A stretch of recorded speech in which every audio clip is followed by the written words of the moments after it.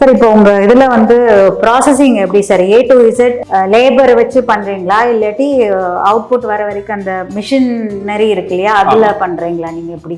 Garment field இந்த இதுல பாத்தீங்கன்னா நமக்கு மேஜர் லேபர் ஒர்க் தான் ஜாஸ்திங்க. அட்வான்ஸ்டு மிஷினரிஸ் வந்து இருக்கு. அது வந்து எல்லாமே வந்து அவங்க லேபர் ஒர்க்கை வந்து ஈஸி பண்றதுக்கு தான் வந்து இருக்கு.